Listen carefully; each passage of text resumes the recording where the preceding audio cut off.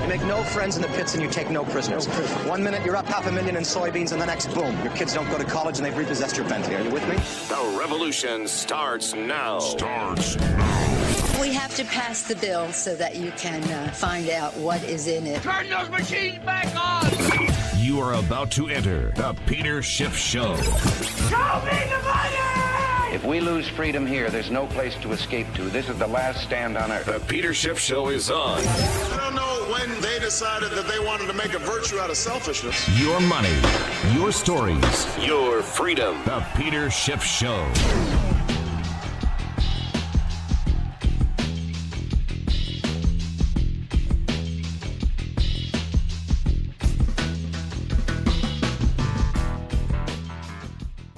Today's podcast is sponsored by Shopify. Shopify is a platform designed for anyone to sell anywhere, giving entrepreneurs like myself the resources once reserved for just big business. Sign up for a $1 per month trial at shopify.com/gold, all lowercase. The Peter Schiff Show. Well, the big news of the day was the celebration on Wall Street of the trade deal with China. But the problem is there was no trade deal with China. It's fake news. Now, there was progress. There was a lot of progress, but it wasn't towards any kind of deal. The only progress was the fact that Trump completely surrendered in the trade war that he started. You know, the way you would hear the Republicans spin it, including the Trump administration, like Donald Trump did what no other president was able to do because he got tough with China. He hit them hard with 145% tariffs. And then they went crawling on their hands and knees to Switzerland to beg for a deal, right? And now, you know, the master negotiator, Donald Trump, struck this incredible deal that rolled back the tariffs. But what is incredible about this deal? Remember, on Liberation Day, which I called at the time the real April Fool's Day, but on Liberation Day, that's when Donald Trump started hitting China with these so-called reciprocal tariffs that didn't really reciprocate for anything because China, by and large, has very low tariffs. And in fact, even Scott Bessent today admitted that China doesn't have high tariffs. They never did. That was just always a lie. And most of these countries don't have high tariffs. It was all made up. But when Trump launched these reciprocal tariffs, he challenged the world. He said, nobody better match these tariffs because if anybody matches them, well, we're just going to rematch them, right? Well, China said, we don't care. And China immediately responded with tariffs on its own. And it quickly escalated back and forth until Trump got up to 145%. And China said, look, we're going to 125%, but this is ridiculous. We're not going to go any higher because it's a joke, right? So that's where everything was. 145% tariffs on Chinese goods coming into America, 125% tariffs on American goods coming into China. Now, we come out of this meeting over the weekend in Geneva, and what's happened? Well, Donald Trump agreed to eliminate almost all of the Liberation Day tariffs that he imposed. And China said, okay, then we'll get rid of almost all of the tariffs that we imposed in retaliation to your tariffs. So Trump went all the way back from 145% to 30%. Now, remember, before Liberation Day, there was already 20%. Those were the fentanyl tariffs, right? So those are still there. But of the additional reciprocal tariffs, all that remains is 10%. That's it. And so China said, okay, we'll go back down to 10%. We'll keep on 10% too. But nothing else has been accomplished. China didn't agree to anything. China's not doing anything. There is no difference between the trading relationship that America has today with China and the relationship we had the day before we were liberated on Liberation Day. In fact, it's actually worse because China has 10% tariffs now on our goods that it didn't have before. So American exporters now face higher tariffs than what they had before we supposedly won this great trade deal. but we didn't have a deal at all. In fact, even Scott Bessent himself said it's a 90-day pause. Well, if we had a deal, we wouldn't have to pause anything. We'd have a deal. We'd have some kind of constructive agreement. This is the same nonsense that we got for all the other tariffs. Because remember, after the markets were tanking, right, and Trump got worried about these tariffs and the bond market was tanking, he immediately paused all the tariffs, all the reciprocal tariffs, except the ones on China. He said, aha, this was our plan all along. Our plan was to isolate the world against China. And now we got China just where we want them. And so we're going to stay tough on China. Well, now China's in the same predicament or the same situation as everybody else, right? Just the 10% tariffs. That's all they got from the reciprocal tariffs. How is this any kind of win? You know, people are saying, well, you know, the Chinese, now they really have to come up with a deal because they know Trump is serious because he put on 145% tariffs. He'll do it again. Well, no, he won't. He's never going to do it again. At least I don't think so. I mean, maybe the potential is still out there because it's just a pause. Who knows?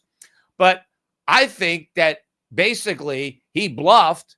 China called his bluff and Trump folded. That's what happened. I mean, anybody who thinks that 145% tariffs now are some kind of bargaining chip that the president could use to try to intimidate China into a deal, you know, he's already played that. That's gone because China already toughed it out. Trump went up to 145%. And what did China say? We're not going to talk. We're not going to negotiate with you until you get rid of these tariffs. That's what China said, right? These tariffs are not right. And we don't like it. We're not going to be bullied around. So if you want to talk trade, you get rid of these tariffs. And so what happened? The Chinese had a delegation or somebody in Geneva. I think the U.S. took advantage of the fact that the Chinese were already there and said, hey, we'd like to meet with you. And we met with them. And what did we do? We did exactly what China said we needed to do in order to negotiate. China said, we're not going to talk unless you get rid of these tariffs. We got rid of the tariffs. And now China says, okay, we'll talk. Somehow this is being spun into a victory for Trump, into the master negotiator, does it again, right? Gets this great deal. He won absolutely nothing. Now, that doesn't mean the country didn't win. The country won something over the weekend because Trump surrendered in a war that he never should have started, right? Because he didn't have the cards. He picked a fight with China, and then he folded. And in fact, you know, I was hearing last week all the media reports from the Republicans. China's economy is collapsing. Their factories are shuttering. People are getting laid off. It's massive deflation. Like, we got them against the ropes, right? We got them right where we want them. If that was true, why did we completely, back away? And, instead of finishing China off, right? Why didn't we just hold tight on those 145% tariffs until China really caved and then gave us whatever it is Trump says he wants? Why, if we're about to beat him, why did we just, call a draw? Which is what we did. We're back to square one. We're back to where we were. And the people who are saying, well, Trump never could have got the Chinese to where they are now had he not hit them with these 145% tariffs, that's nonsense. Because we're nowhere. I mean, if Donald Trump would have approached China before Liberation Day and said, hey, I'd like to have some trade talks, I'm sure the Chinese would have said, okay, sure, yeah, we're open to talking. What do you want to discuss? The reason the Chinese didn't want to have talks is because Trump went up with these 145% tariffs. And then China says, all right, we're not talking. So Trump got absolutely nothing from China, right? And the tariffs are gone. Not completely, right? Because they still got 30% tariffs, right? The 20% fentanyl tariffs and 10% extra. And there's still some other tariffs that were there before because Trump had some 25% tariffs on certain things. And so those things are now tariffed 55%. But China's not, doesn't care that much about those tariffs. Now, there's some people that say, well, we won because our tariffs get to be 30%. And their tariffs are 10. So we win because we're tariffing them more. They don't care about that. First of all, we lose. The tariffs are on us. We pay 30%. the Chinese only pay 10%. So the Chinese won. And China doesn't really care about the 30% tariffs that Trump is hitting Americans with, because it's not going to make much of a dent in Chinese sales. Most Americans who are buying Chinese products are going to be able to pay 30% more. They probably couldn't have paid 145% more, right? But they can pay 30% more. So, yes, on the margin, they'll sell a little bit less and they'll sell those goods someplace else, or they'll consume the goods themselves, but they don't care. And it's not a loss for China that they only went down to 10%. They never wanted those tariffs in the first place. The only reason that China imposed any tariffs on us was because we imposed tariffs on them. So anybody wants to say, hey, Trump won because China reduced their 125% tariffs down to 10%. The only reason they were at 125% was because of Trump. China didn't want those tariffs there. And so that, yeah, they lowered them to 10%. What do they care? China got exactly what China wanted. Trump got nothing except another fake victory, which, as far as he's concerned, is just as good as a real victory, because it doesn't matter for the PR campaign. I mean, what Trump is a master at is publicity, right? That's what he's a master at, not negotiating. Why is he a master negotiator? Because he wrote the book, The Art of the Deal. I mean, first of all, what's the odds that Trump wrote that book? I mean, you hire ghostwriters, right? Ghostwriters write the book, and you put the famous person's name on the book to sell copies. So I doubt Donald Trump wrote that Art of the Deal by himself. Maybe he talked a little bit about it to whoever wrote it, right? But he probably, now I don't know for sure, but I know how the publishing industry works. And so that's probably, but just because he wrote a book doesn't mean he's an expert at anything, right? I mean, who knows? But it's all marketing. He's a great marketer. I mean, he sold the country on electing him twice, right? So, I mean, that's pretty good, especially, he had no prior experience as a politician, and he run the White House 2 non-consecutive terms. Again, only done once in the history of the country. I mean, where you've had a comeback like that, where a president ran for re-election, lost, and it's debatable whether he actually lost, but let's say he did lose, and then he came back and he won. So he's great campaigner. He's a great politician. He's a great promoter. He's a great marketer. I'll give him all that. I don't know how great he is at negotiating, but there was no negotiation done with this China deal. But why did the markets rally? Well, the markets rallied because they were surprised by the surrender. I was surprised by it too. I remember last week I was thinking, there's no way we're going to get any deal over the weekend. And I was right. We didn't get a deal. I just didn't realize how quickly Trump would completely surrender. But that's what he did. And in fact, even late last week, he was saying, well, maybe we'll go down to 80%. That sounds about right, right? But he said it's up to Scott Bessent. I have a feeling that he already knew that he had told Scotty, hey, I'll go down as low as 30. He probably knew that, because I don't think Scott Bessent was over there by himself in Geneva, knowing that Donald Trump thought 80 was the right number. And he was going to come back and say, hey, boss, we're down at 30. I don't think there's any way that Scott Bessent went to 30 without, Donald Trump saying, yeah, 30's good, right? And in fact, earlier too, when they were talking about the UK trade deal, which was another BS deal, and I'm going to talk about that one in a minute. But the British deal, they came down to 10% also. And Trump said, well, that's because Great Britain, they're our buddies. We don't even have a trade deficit with Great Britain. I mean, we have a trade surplus. So why do we even have a trade war with one of the few countries that we're winning with, right? Because they've got the deficit. We got the surplus. But he was saying, look, other countries aren't going to get as good a deal as 10%. 10% is reserved, for the best countries. And now China's got 10%. Yes, they've got the other 20, but that's the fentanyl tariff. And supposedly that 20% will be removed as soon as China, stops the flow of fentanyl or does something. Because those fentanyl tariffs have got nothing to do with the reciprocal tariffs, because they were all removed with the exception of 10%. That's the same tariff that Great Britain has. So our arch enemy, right? This is our number one enemy in the world, right? China's our enemy. China's our enemy. They're the worst, right? They now got the same deal as our best buddies, as Great Britain.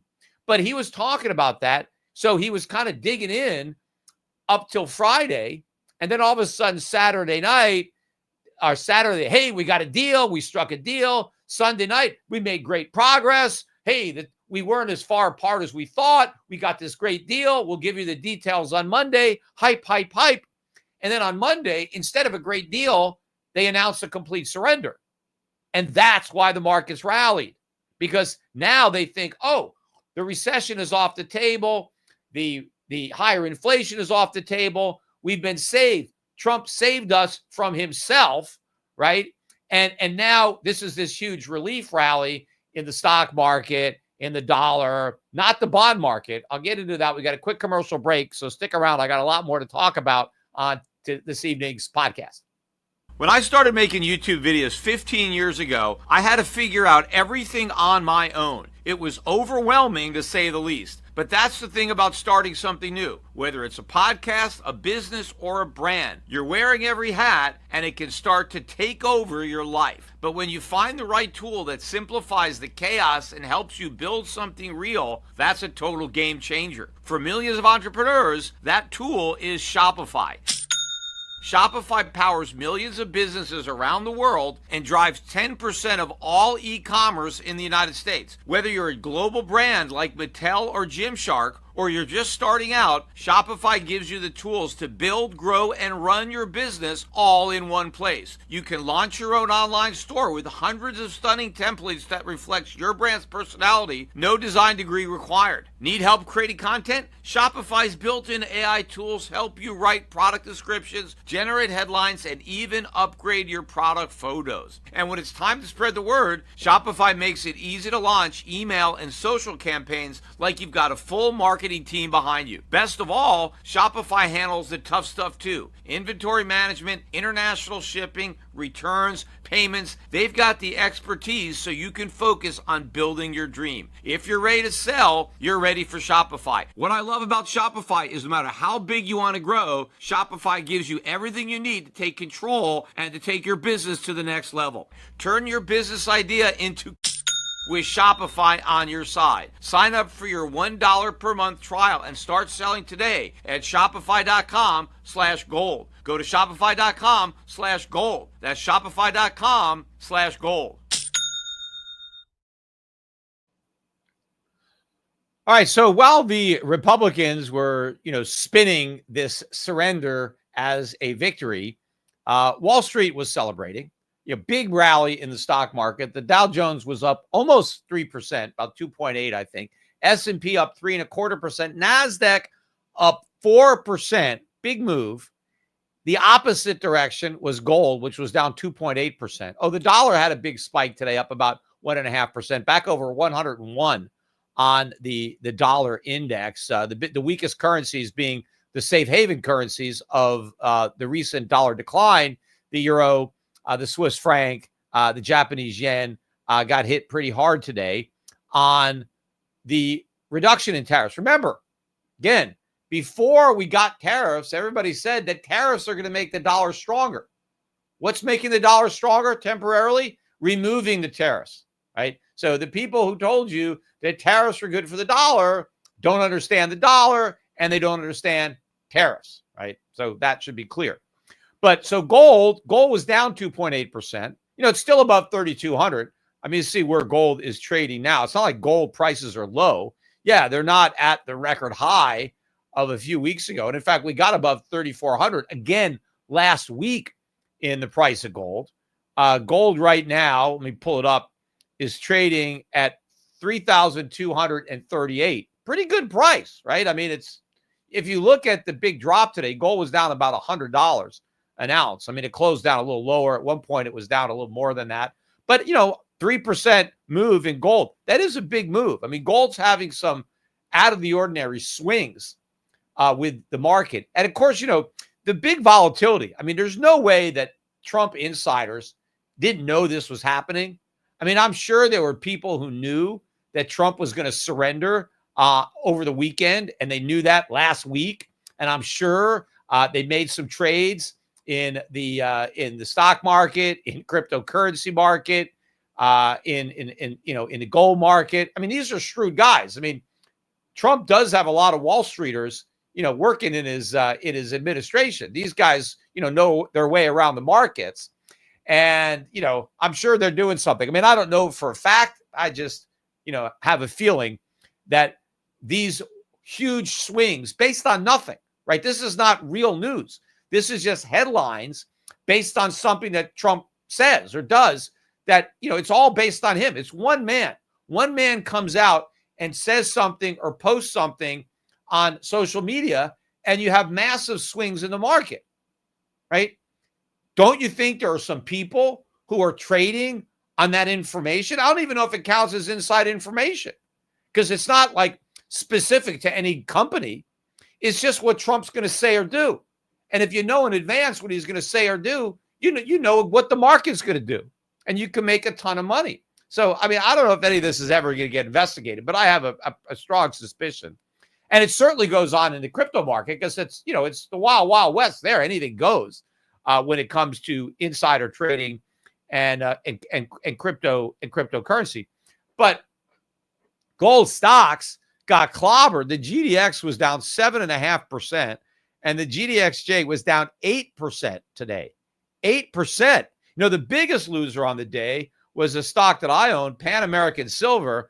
One of my big positions was down 16% because they decided to buy another silver company, Mag Silver, which was up 6% to a new multi-year high. But, I'm sure this is a good buy, right? But the thing is, none of the other silver stocks were up when this junior stock was bought out by Pan American Silver, right? Silver was barely down today. So you would have thought that, oh, wow, here's some consolidation. Who's next? What's the next silver stock going to get bought? But this is how the algos punished the hell out of Pan American Silver, which had phenomenal earnings last week. It's a very, very cheap stock. It's, it's a great company, bought another company, but, they could have just bought back their own shares instead of buying Mag Silver. But this is how these companies get punished in the market. And I'm sure there were a lot of people maybe who put their toe in the water of the gold stocks last week, and now they're out, right? People like, that's not for me, too volatile. Yeah, fine. A lot of the weak guys get shaken out. This is a huge bull market, I think, in these gold stocks. You buy these dips, right? You're barely going to notice these dips when you look back on the charts a few years from now. In fact, you barely notice them now. It's still a nice uptrend. So buying these gold stocks, buying these silver stocks, this was a great opportunity. I don't know if they're going to go down again tomorrow, but regardless, you should be buying all week. Get into my gold fund, EPGIX. And silver held up really, really well. I think, you could argue maybe not, but maybe silver is bottomed against gold. And maybe this next rally in gold, which is coming, will be led by silver. We'll see. But buy some physical silver. Go to Schiff Gold and buy silver, right? We sell silver too, even though the name is Schiff Gold. It could also be Schiff Silver. I mean, sometimes I think I should call it Schiff Silver because I've really been trying to get people to get into silver. And silver held up really well. And, I don't think it's going below $30. I've said that. And so there's not a lot of downside risk when you're in the 32s. Meanwhile, it's going to go above 50. It's going to go above 100. So you got a lot of upside potential. So you want to call up, Schiff Gold, or just go on to the website and fill up your shopping cart with silver. Because a lot of people probably think, oh, the trade war is over, so there's no reason to buy gold. As if the only reason gold went up was because of the trade war. No, gold just showed how valuable it is as a safe haven during uncertain times like a trade war. But gold was rising long before the trade war started, and it will continue long after it ends, assuming it's over, right? But the problem is, of course, it's a pause. So I still think there's going to be a chilling effect on a lot of businesses. I mean, maybe they're relieved. Let's say you're a company and you import a lot of Chinese products. And now you don't have to pay 145% tariff. It's 30%. Maybe you realize, okay, I can cover that because my customers will pay that. I'm all right. But how do you take a chance on ordering stuff? because maybe it takes, 4 or 5 months for the stuff you order to get delivered. I don't know what the lead time is, but by then the pause is over, and who knows what the tariffs are going to be. Maybe Trump will bring them back. So do you really want to take a chance on ordering stuff from China now when you really don't know what the tariff might be? If it might be jacked back up to a level that your customers won't pay and you're going to be stuck with a bunch of overpriced inventory. So I still think that there's going to be a problem, and there's already going to be this air pocket because we've gone now a month without anybody placing orders. And so we're not out of the woods. But of course, even without the trade war, the economy was weak and getting weaker, and inflation was strong and getting stronger. And in fact, maybe now, if people aren't focusing so much on the trade war, they'll start looking at the big, fat, ugly bill that's making its way through Congress that's going to blow an even bigger hole in the hole that we already blew in the deficit, under Biden. Right now, we're just blowing a bigger one under Trump. In fact, we got the report for the first 7 months of the fiscal year. The deficit was 1.049 trillion, which annualizes to 1.8 trillion. Of course, it's actually over 2 trillion. That's the official number. The official number excludes a lot of unofficial stuff that actually counts because we still have to borrow the money. So whether the government wants to officially include an expense in the budget, we still got to borrow the money to pay for it. That's why I always look at how much the national debt increases, not how much we claim the deficits are. Because every year, the national debt goes up by hundreds of billions of dollars more than the deficit for the year. Well, how can that be?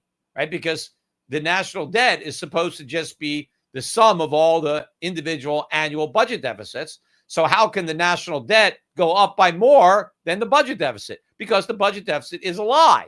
Every year it's a lie. Every year the actual debt is higher than what they officially pretend that it is. But even if you look at their pretend numbers, it's annualizing at close to 2 trillion. Now, some people might say, well, that's still Biden. Yes, a lot of it is Biden because it started in October. But the worst 2 months, the biggest 2 months of deficits was February and March. So that's when Trump was here. So it's not like Trump has changed the dynamics. Yeah, we got a surplus in April because, they normally get a surplus because that's when everybody pays the taxes. So, if they ever had a deficit in April, they'd be in a lot of trouble. But, we got a surplus in April. We'll be back in deficit again in May. But the bill that they're trying to pass is going to be a disaster. They floated a trial balloon. Trump talked about maybe we could let people that make over $2.5 million a year who don't run their own business and couples who make $5 million a year, maybe we could let their top tax bracket go up to 39.6%, right? And that thing sunk. Nobody wanted to do that. Everybody was saying, oh, we don't want to raise taxes on anybody. Oh, no, not even couples that make $5 million a year. No, we can't even raise their taxes a bit. But we're going to cut all these other taxes and increase all this spending. How are we ever going to make a dent in the deficit if we won't tax anybody? And we want to keep cutting taxes on most people or cutting taxes on everybody. And we're not going to, cut any spending. We're just going to increase spending, right? The only thing Trump said he wants to cut is the waste, fraud, and abuse that nobody minds. But if he steps on anybody's toe, he's not going to cut, right? How can anybody be talking about, we're cutting government spending because of Doge? We're cutting nothing, right? What we cut amounts to nothing compared to what we're increasing. And so this is what's ultimately going to drive the dollar down. This is what's going to drive inflation up. This is what's going to drive more money into gold. In fact, while they were partying in the stock market and in the currency market, they weren't partying in the bond market. Yields rose, bonds fell. We're almost back to 5% again on the 30-year, and we're almost at 4.5. Let me see where the yields are right now. We're 4.45 on the 10-year. we were back down to 4.3, late last week. Now we're up to 4.45, and we're at 4.9 on the 30-year. So I think 4.5, that's where Trump panicked the first time and paused the tariffs on everybody but China. And the problem is, what has he got to do? What rabbit is he going to pull out of its hat when the bond market breaks down again and yields are back above 4.5%? What's he going to do to stop the carnage? And I think the fact that the bond market was still weak today shows that this is not hey, the coast is clear, let's move back into U.S. assets, because nobody moved back into U.S. treasuries. Now, you could say, well, it's because, everybody's so optimistic on the economy, but also they're optimistic that this means less inflation. So that should be good for bonds. So I think it's an important sign that the direction that bonds chose when there was both good news and bad news is bonds went down and yields went up. And this is ultimately going to be very problematic for the markets, for the dollar, and very bullish for gold, which is why people should buy it. I know the Bitcoiners have been celebrating quite a bit again with Bitcoin over 100,000. Michael Saylor buying billions and billions of dollars with borrowed money. His average cost now is almost 70,000 a Bitcoin. So it's getting higher and higher. I think by the next time he buys, he'll have a 70,000 average cost. And the next decline is probably going to be below that number. So he's going to be in the red for the first time. And we'll see what kind of fireworks that sparks. But I think what's interesting about Bitcoin is Bitcoin led risk assets lower. Bitcoin sold off before the NASDAQ, and it sold off harder than the NASDAQ, and then it stopped. And while other risk assets kept falling, Bitcoin kind of stabilized and then had a big rally when the market turned. Well, what happened today? Bitcoin went down, and a MicroStrategy was down on the day. So Bitcoin, which was almost at 105,000 over the weekend, is at 102,400 now. So it sold off. It didn't participate in the rally with risk assets. And so maybe since Bitcoin led the other risk assets higher, maybe now it's leading them lower. Maybe today was the top. We'll see, because I can't imagine the news getting any better than this, right? We called off the trade war, right? So that was the best case scenario. We could never win the war. I said that from the beginning. The longer we fought the war, the more damage we were going to sustain. That's why Trump called it off. But of course, he had to pretend it was a win. And I always said he was going to manufacture fake victories, right? That was the whole idea. Like, he's going to keep coming out with these phony trade deals, like the one with Great Britain, right, that we came out with, which is much ado about nothing. Nobody even agreed. Again, it's not a deal. It's like a framework for a future deal. But all the stuff that they included is nothing. And neither side barely had any tariffs before the trade war. And we had a surplus with Great Britain. What the hell are we even doing picking a fight with them if supposedly we're going after the countries that are screwing us over? And how are they screwing us over?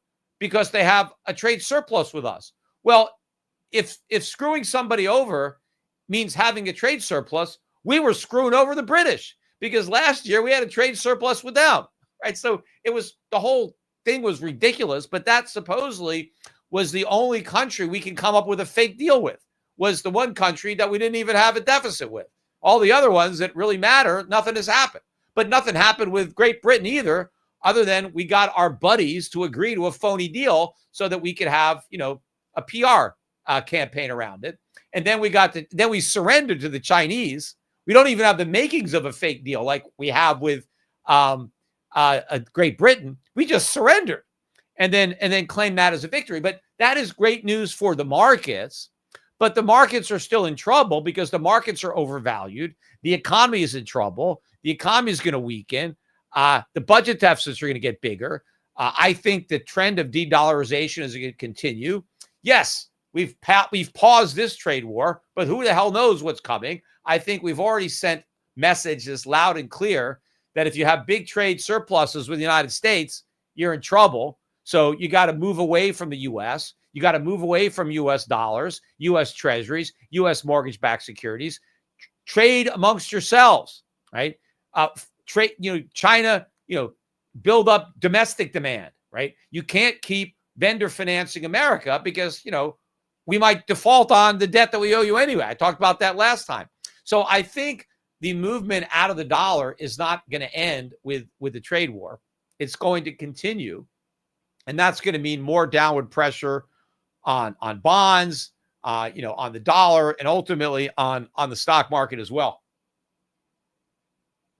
I want to, though, get on to some more news that was in the headlines today. And this was Donald Trump coming out in favor of what amounts to price controls on the pharmaceutical industry on prescription drugs. Now, when Kamala Harris talked about price controls for grocery stores, right, the Republicans were rightly up in arms, and they said, well, she's a socialist. She doesn't believe in the free market. She wants price controls.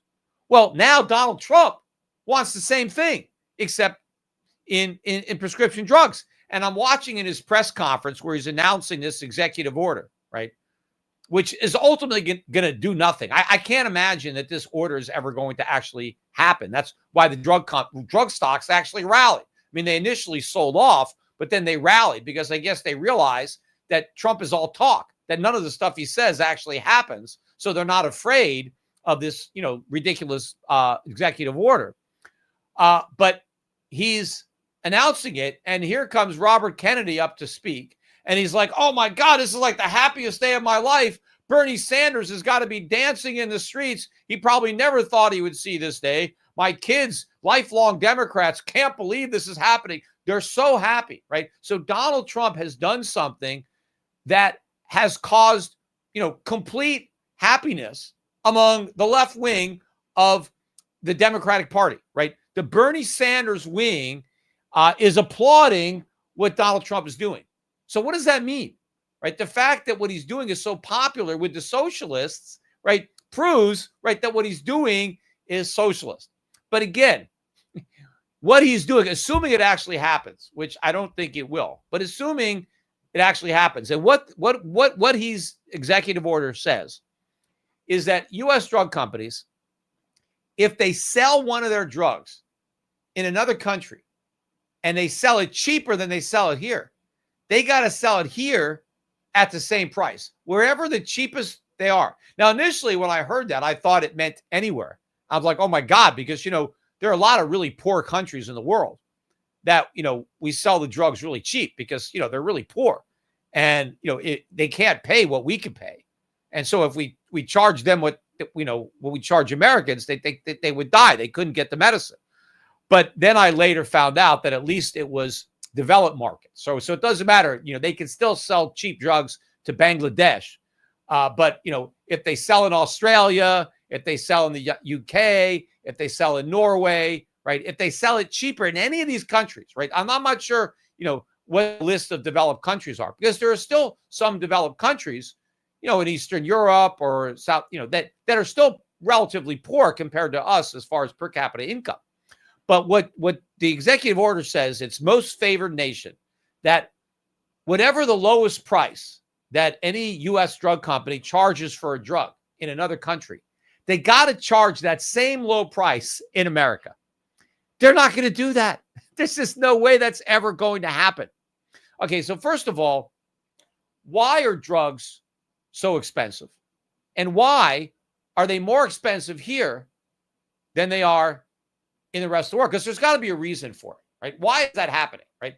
This is what Donald Trump never does. Like, he looks at the trade deficit and says, oh, there's a trade deficit, so we need tariffs, right? Instead of like, okay, why is there a trade deficit? Let's fix the problem causing the trade deficit. Instead of, well, let's just, let's try to blame the trade deficit on China and use tariffs. Well, now they're looking at a situation where drugs are very expensive in America. They're not as expensive outside America.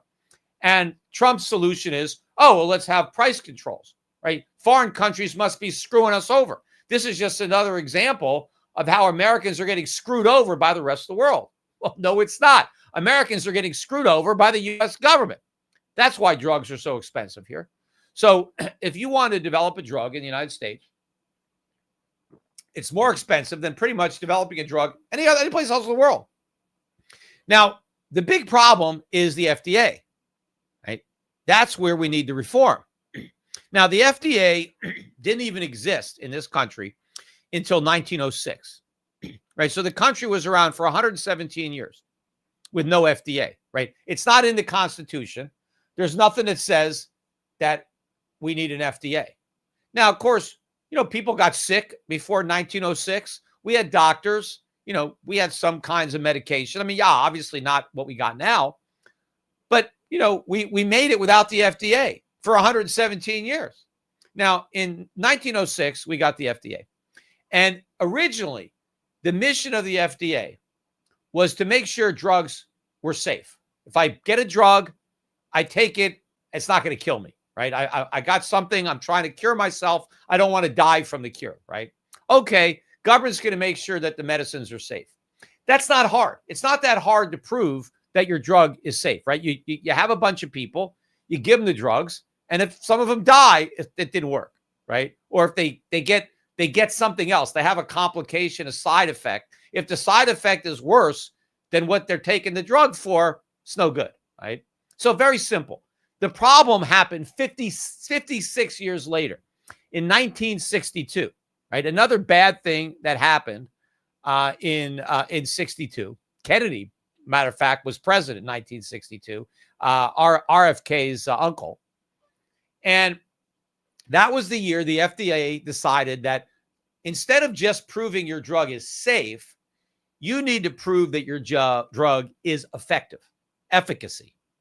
That is the big problem. They should eliminate the efficacy requirement and go back to the pre-1962 FDA. I mean, as far as I'm concerned, we don't need the FDA at all. But I know that's a big step because people will say, oh, then the drug companies will kill us. Okay, let's just go back to the pre-1962 FDA that says, just prove your drug is safe and you can sell it to whoever will buy it, right? That's the FDA I want because it costs a fortune to prove efficacy. Because now you have to do all these clinical studies, rounds and rounds of clinical studies, random double-blind studies. Cost a fortune to do these. And I think they're inhumane because what happens is you got to take a drug, right? And let's say you think this drug really works, and maybe it does work, but now you got to prove it works. So you got to get samples of people that have some disease, and you got to, break them into two groups, right? The group that's going to get the actual medicine that might save their lives, and the group that's going to get the placebo that's going to do nothing, right? Now, why did they give people a placebo? Well, because of the placebo effect, which is why they call it a placebo, right? Is that by the sheer, force of your mind, if somebody gives you a pill that you think is going to cure you, you may end up curing yourself just mentally, like you somehow mentally will yourself to be cured. And so what the government wants to make sure is that a drug actually works and that it's not just the placebo effect. So they have to have a placebo to get the effect. So what they do is they get two groups of people, and one group gets the actual medicine and the other group gets nothing. But it's random and double blind. So what that means is the patients don't know who's getting the actual drug, and neither do the doctors. The doctors have no idea who they might be saving and who they're just letting die, which is why this is inhumane, right? How do you give somebody who is dying of a disease, you've got a potential cure, and you knowingly give them, or you don't know when you're giving it to them, but when you do the study, you know that half of the people are going to get sugar and they're going to die.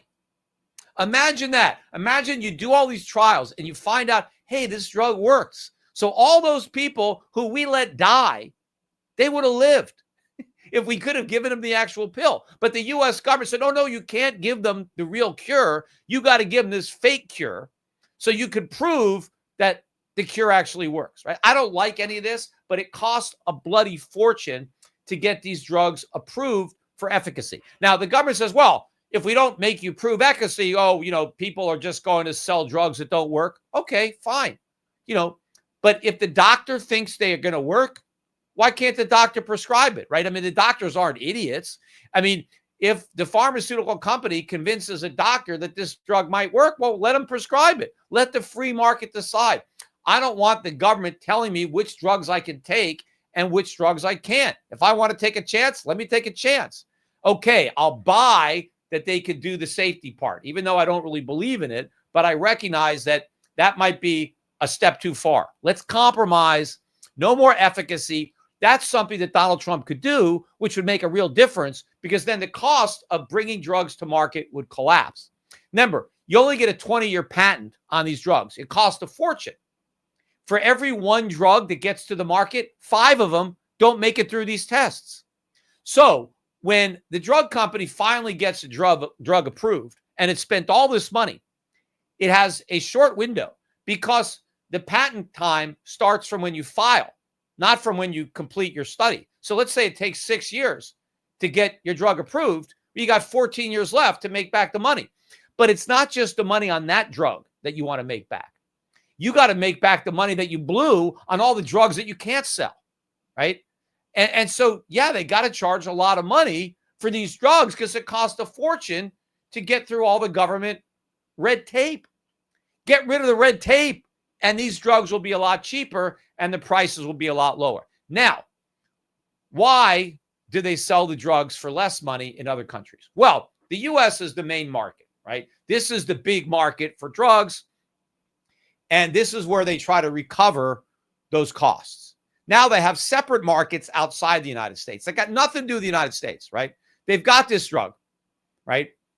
The marginal cost of selling that drug is nothing, right? You just make the pill. It costs hardly anything. So they can offset their costs by selling internationally.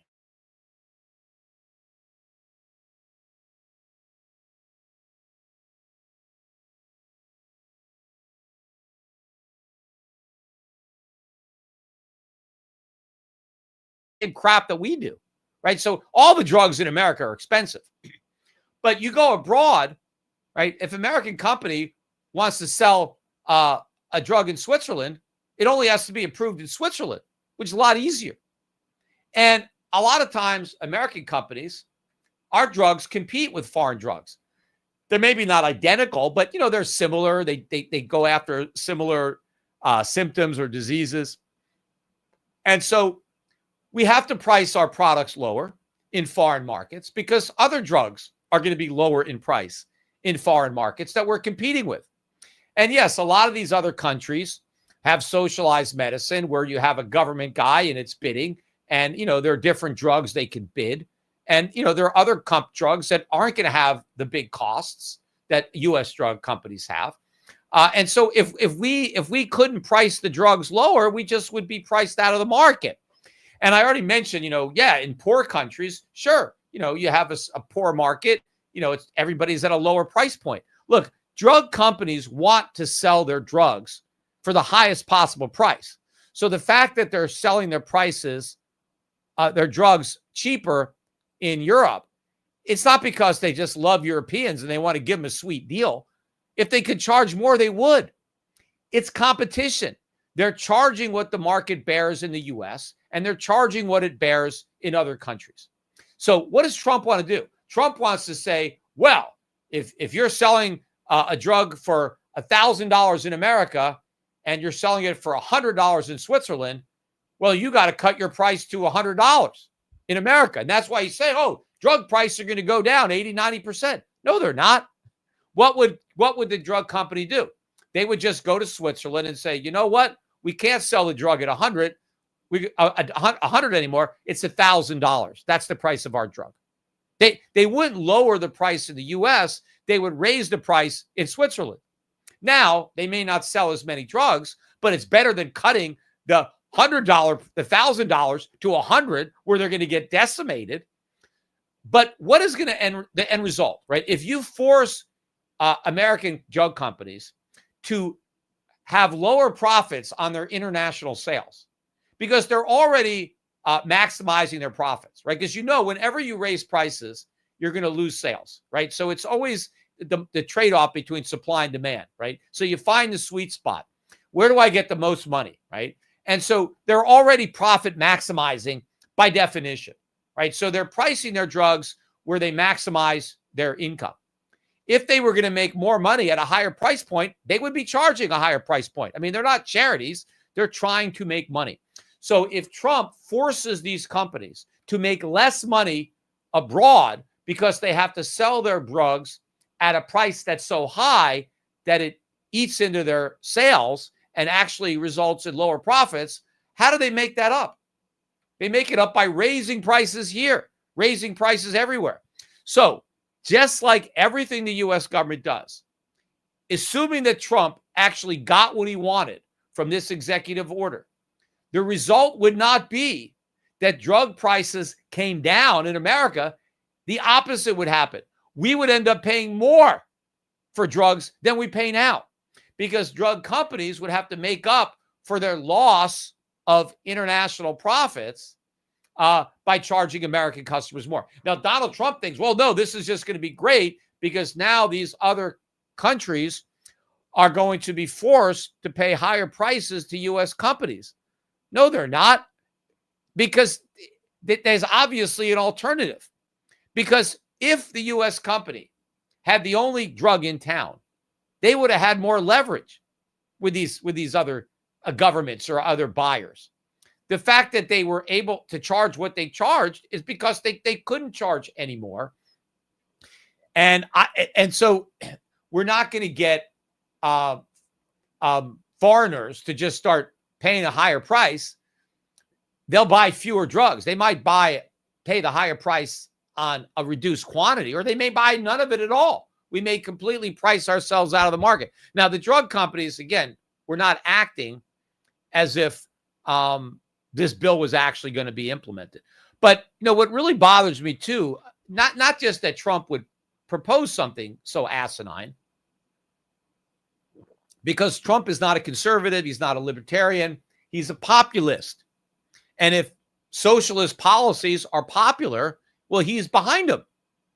And that's what this is, right? This is, hey, we're going to use the government to lower prices. And now he's bragging about already like, hey, we're going to save all this money on Medicare and Medicaid because, drug prices are going to be 80% lower. Look, if the government could just pass a law and make the price of drugs 80% lower, just pass more laws and make the price of everything lower, right? Make everybody rich by passing laws. The problem is you make everybody poor by passing laws.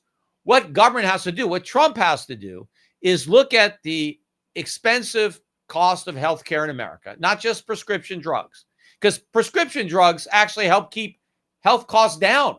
Because if you could take a drug and that cures you and you don't need an operation, that's a big savings, right? So the more people that can get healthy on drugs, the fewer people have to go under the knife, so it's a good thing that we have prescription drugs. But if you want to look at why is U.S. healthcare so expensive, why are drugs expensive, government is the root cause.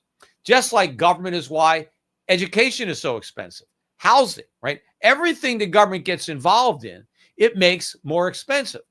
What Trump should be doing is looking for all the ways, and I could, if he's got some time, I'll tell him. I mean, it's this. I know every single reason that healthcare and education and housing and all this stuff are expensive, and how the free market will fix what the government broke. It's very easy. But Donald Trump doesn't want to go after these free market solutions. He doesn't want to really shrink the government. When he starts talking about this kind of nonsense or tariffs, right? He is talking about blaming other people, playing the victim card on how everybody's screwing us over. And somehow, he's going to save us, with an executive order.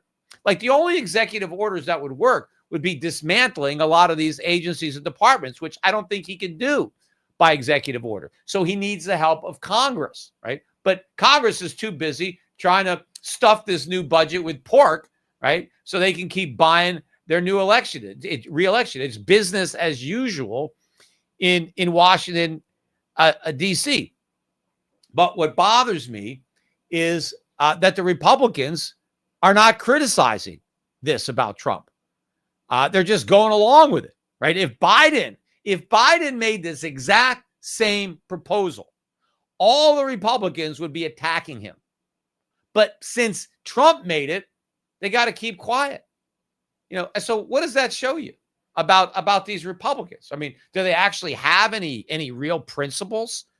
No, they just have to do whatever Trump says and just claim he's a genius, like he is on these trade deals. The final thing I want to talk about is this $400 million jet from Qatar. So, apparently Boeing has not been able to come through on the new Air Force One that Trump ordered when he was president the first time. It's way behind schedule. So apparently the president is flying around in a less than optimal plane. And so the royal family of Qatar happened to have a spare 747 that was about 13 years old, custom built for the royal family. They call it a flying palace. I'm sure this thing is spectacular. And it's valued at $400 million now, right? They probably paid more for it because it's 13 years depreciation, but still not that old an airplane. And apparently they're giving it to the Trump administration or the Air Force. That didn't bother me so much that they're giving us this plane. Although you always got to figure, okay, like, what do they want for it? I mean, why are they giving us a $400 million plane? Like, what's the deal here? Right. I mean, they're expecting something or they got something, right? You would always have to be suspicious of a gift like that. Right. But what bothers me about the gift is that after Trump leaves office, the plane then becomes the property of the Trump library. It doesn't stay the Air Force. I mean, why wasn't it a permanent gift to the U.S. government? Why does it have to go to the Trump library? See, that personifies it as far as I'm concerned. Now, what they should have done, maybe the Qatarian royal family should have loaned it to us for 3 or 4 years and then said, hey, we get it back, right? It's a loan until your plane is ready, until Boeing finally finishes your new Air Force One. We'll loan you this flying palace and just give it back when you don't need it anymore. That wouldn't have bothered me.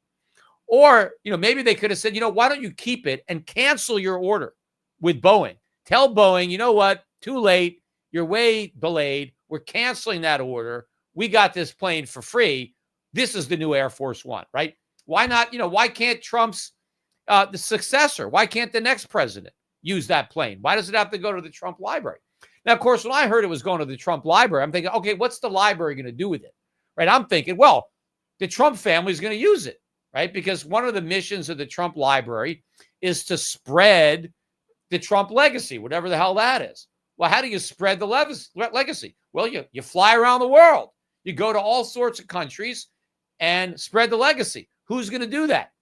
Don Jr., right, is going to do that. Trump's kids, his family. That's what I'm thinking, right? And maybe that's what they were planning. Now, of course, Trump says, no, it's going to be parked in the backyard, right? Just, like the Reagan, right? Because there's an Air Force One at the Reagan Library. Yes, there is. There is an Air Force One there. Boeing decommissioned it. The plane was over 30 years old, right, when it got to the Reagan, and they replaced it, I guess, with the one they got now. But Boeing disassembled it. I think they took out a lot of the parts, the engine, and a lot of the valuable parts, and then they reassembled it as a tourist attraction. So it's sitting there. It can't fly, right? It's not capable of being used as a plane. So all you could do with it is just, look at it and see, hey, here's the Air Force One where all these presidents flew around, right? In 3 years, this $400 million jet is still going to be operational, pretty state of the art, especially after they retrofit it, right? Because now the Army or the Air Force is going to take this $400 million plane and add millions of more electronics, right? Because obviously, you get this gift from the Qatar. They're not exactly our buddy. you got to be a little concerned that this is some kind of Trojan flying horse. So they got to really sweep the thing for bugs, make sure there's no bombs hidden there or something weird. But then they got to put all the other high-tech security stuff in there. So what are they going to do with this plane? They're just going to park it in the back of the Reagan Library? There's no way. There's no way this plane's just going to sit there. I mean, so it's going to be used, obviously. I mean, don't. I mean, you can say, I may have been born at night, but I wasn't born last night. I mean, what Trump should have done, right? Because again, the meme coins, his crypto company, right? The Liberty Financial, the executive branch social club at $500,000 a pop to have lunch with the cabinet. All the things that they're doing, all this self-dealing, especially in the aftermath of the Bidens and Hunter Biden. And, oh, no, these guys were corrupt. They were, laundering their money through shell accounts. Okay, let's be extra careful not to have even bad optics. And it's lousy optics when you say this plane, which is also, yes, it's a gift. Yes, Trump's, it's a gift to the Army or the Air Force. Yeah, well, who's using it, right? Are the privates going to use it? It's for the use of Donald Trump and his family while he's president, right? So he's going to get to use it, right? Stockbrokers, we can't even take $100 gift. I'm not technically a stockbroker anymore. I let my license lapse, most of them. But when I joined this business in 1987, the most gift you could accept from a client was $100. If a gift was more than $100, you had to send it back. They haven't changed that. So apparently you can't give a stockbroker a $105 gift because, that could be undue influence. But you can give a $400 million plane to the president of the United States for his use, right? And, that's no big deal. But it should not have gone to his library. So it should have either stayed property of the U.S. government so other presidents could use it. Maybe it could have said, Trump, you use it for 4 years. And then after you leave, the U.S. government sells it and applies the money to reducing the national debt. I mean, anything could have been done than to say it's going to go to the Trump library and then have to pretend it's just going to be, a museum piece. You're going to mothball this $400 million plane that you just retrofitted. I don't believe it. And of course, I think what would happen, right? Trump could say whatever he wants now.